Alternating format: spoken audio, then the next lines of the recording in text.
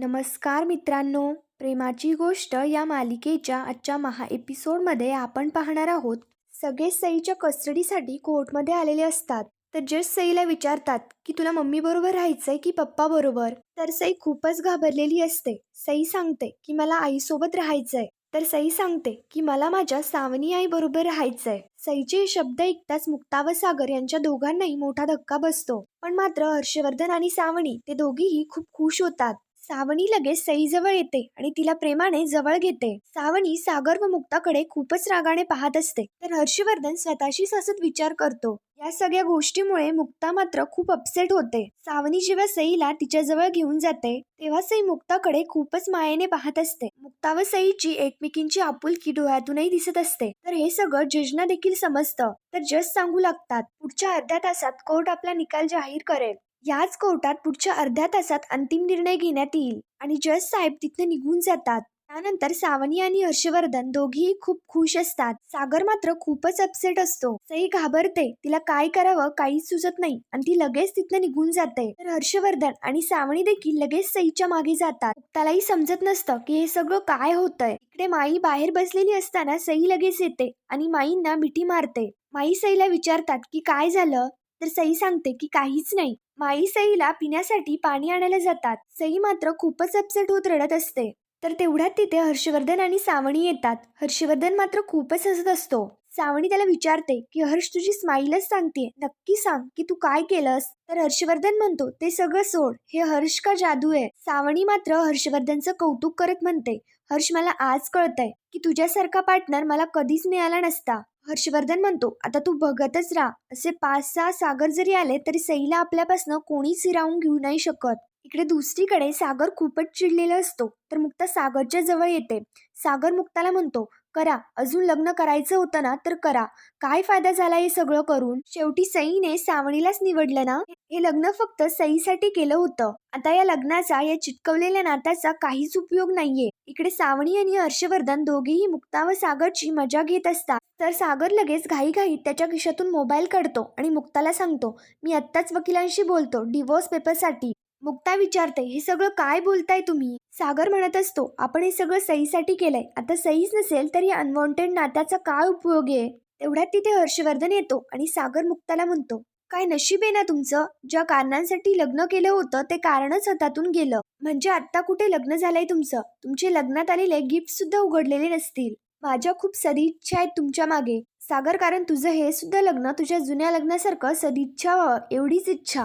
तेवढ्यात मुक्ताला पुरुषोत्तमचा फोन येतो. तर ती लगेच तिथं निघून जाते. मुक्ता गेल्यानंतर हर्षवर्धन सागरला म्हणतो, सई मिळावी म्हणून हे लग्न केलं ना, पण नशिबाने पलटी मारली. मुलगी तर गेली हातातून, निदान ही बायको तरी टिकव. तुला एक सल्ला देतो, तुझी ही नवी कोरी बायको घेऊन पुन्हा मला तोंड दाखवू नकोस. निदान ती मला परत दिसणार नाही याची तरी काळजी घे. कारण तुझ्या आजूबाजूला ज्या मुली असतात ना त्यांचं काही खरं नसतं. ही बायको सुद्धा तुला सोडून पळून जाईल, तेही माझ्यासाठी. तुझी ही लेटेस्ट बायको सईवरती किती प्रेम करते हे मला माहितीये. तर मी असा विचार करतोय की सईला सांभाळणारी जी बाई आली नाही ना, तेव्हा मी सईला सांभाळण्यासाठी मुक्ताला बोलवेल माझ्या घरी.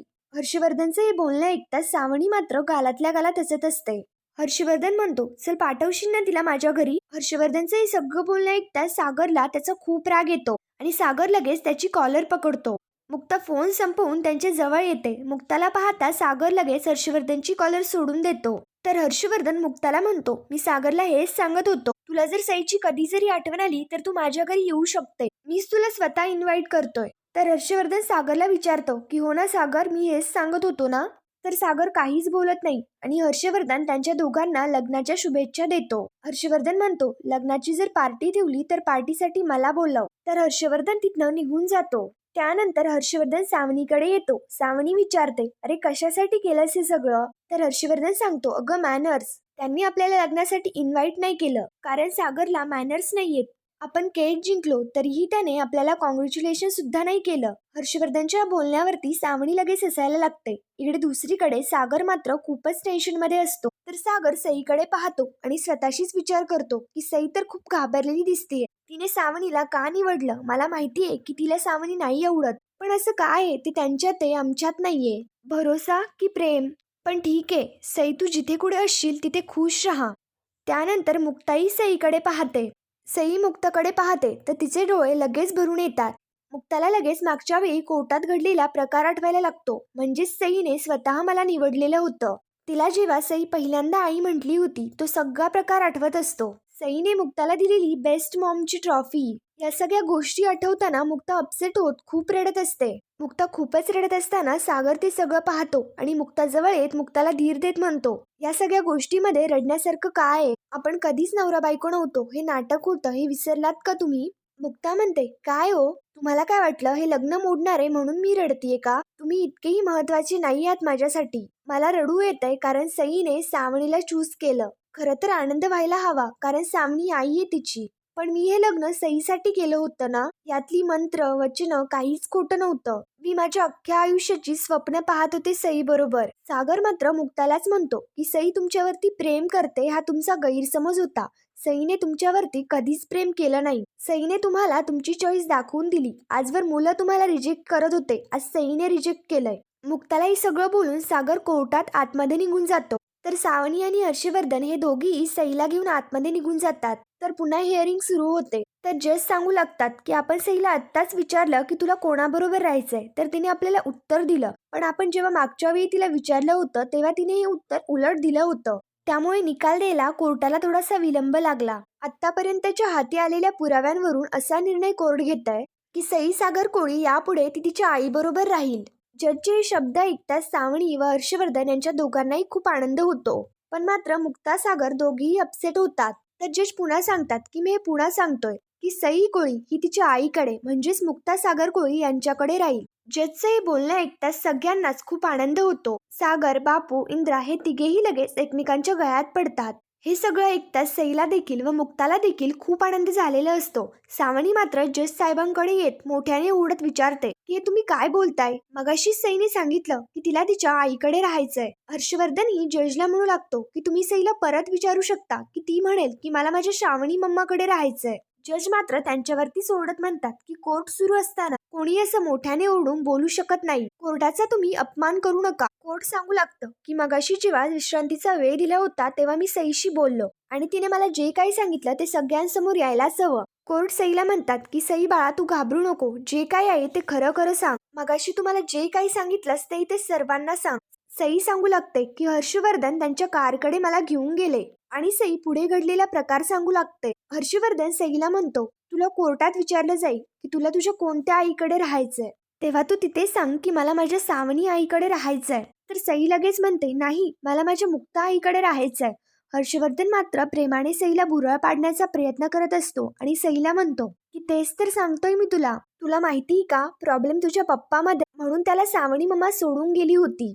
आता मुक्ताई सुद्धा त्याला सोडून जाणार. तर सई सांगू लागते नाही, मुक्ताई मला सोडून कधीच कुठेच जाणार नाही. हर्षवर्धन मात्र म्हणतो तेच तर सांगतोय मी तुला, मुक्ताई तुला सोडून नाही तर तुझ्या पप्पाला सोडून जाईल.